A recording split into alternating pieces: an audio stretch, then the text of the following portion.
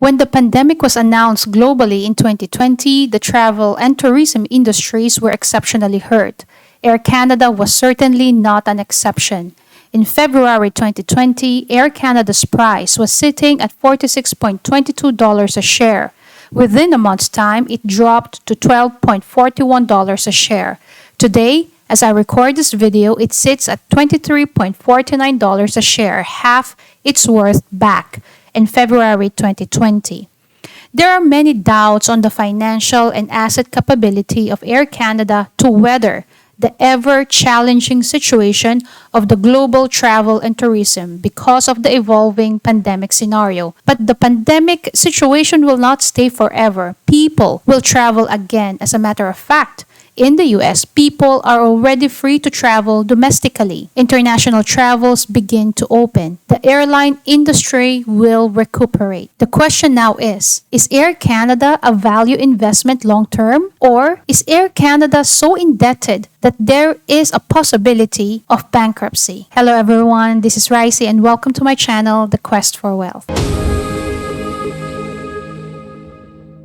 Air Canada does have a history of bankruptcy. In January 2000, the company acquired Canadian Airlines, its largest rival. 3 years after, it filed bankruptcy. Aside from failed merger, the dot-com bubble, the September 11 attack in New York, and the war in Iraq have all led to Air Canada's demise in 2003. The company during the time was losing nearly $4 million a day. As of May 2018, Air Canada is wholly owned subsidiary of the Canadian government. And as of April 13, 2021, it is estimated that the government's current share of Air Canada is 6.4% when it comes to its stocks.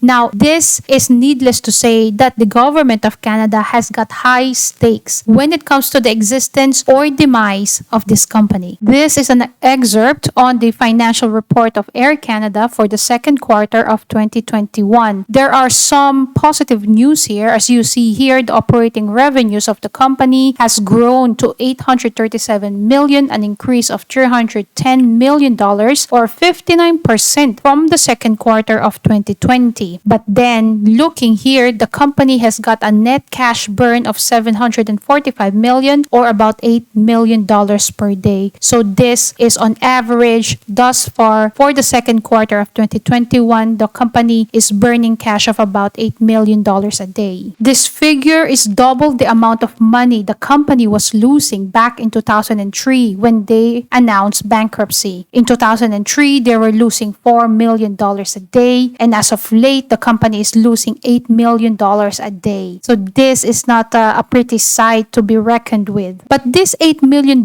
average per day cash burn is not necessarily bad according to this excerpt, because the projections then was to burn $13 to $15 million a day, and they have only recorded $8 million, and that's almost half of what the projection was. And to cite more positive note here, in the third quarter of 2021, the company is only looking or projecting to burn $3 to $5 million per day for the third quarter of 2021. This therefore means that Air Canada has got good management on its expenses. There had been some announcements on the second quarter updates of the company as well, wherein since March 2020, Air Canada has operated more than 10,000 all-cargo flights and a total of 50 Canadian destinations from coast to coast, and that was in June 15, 2021, as well as 55 routes and 34 destinations in the US with up to 220 daily flights between the US and Canada, and that was in July 19, 2021. This is to say that Air Canada is little by little opening its gates again towards flying. And when it comes to financing and liquidity, the government of Canada is backing up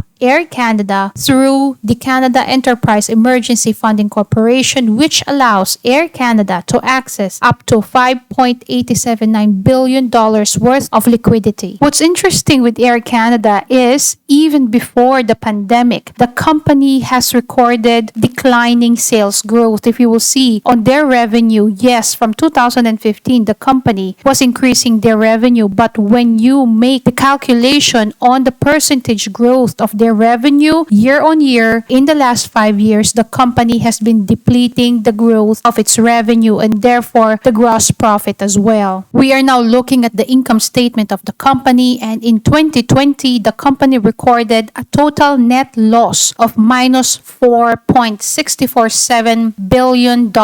In the trailing 12 month, it is recorded at minus $4.315 billion, and this is only the half of the year. We still have another half, well, less than half of the year to go in order for us to truly understand how much is the net loss in total of the company in 2021. Some of you may be questioning, well, this minus $4.315 billion is the current situation of the company. What about the future? What does the future hold for the company, given the fact that the Canadian government is backing this company up and this is Canada's air carrier? What do we have in the future for Air Canada and its capability to turn around and make the company profitable again? And this certainly is a legitimate question, legitimate idea to discuss. And I would like to give you my thought process on this. Now, if we decide, or if I decide to buy a stock of Air Canada at $23 right now, then it means that I will take a part on paying the net losses of the company amounting to minus $4 billion.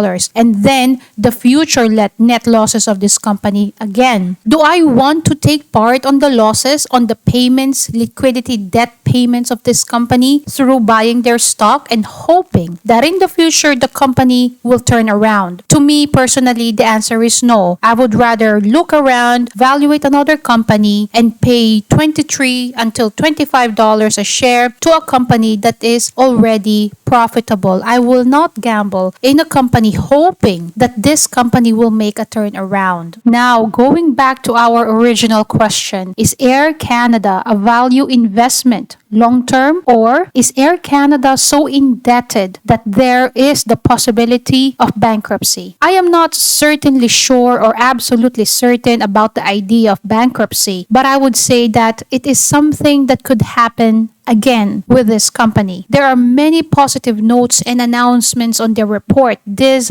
are all good towards the company recuperation on operations and liquidity. But we have to remember, the company burned through more than $1 billion in net cash in Q4 2020. That situation is unlikely to improve much through the end of 2021. Yes, the company has liquidity due to its financing agreement with the Canadian government. But for how long will the Canadian government be able to sustain such liquidity when the government itself has got many fiscal responsibilities? Many Canadians are out of a job and are on social government assistance. Many small to medium businesses shut down and closed their doors for good. These people need help too. The International Air Transport Association, or IATA, forecasts that both revenue and passenger numbers will return to pre-COVID levels only by 2023. The cost of jet fuel has also increased, and this will also affect profit margin and profitability of Air Canada in general. According to forecast, cost of fuel may reach 130 Canadian dollars in 2022. Even if operations ramp up and Air Canada start to record revenue, the billions of debts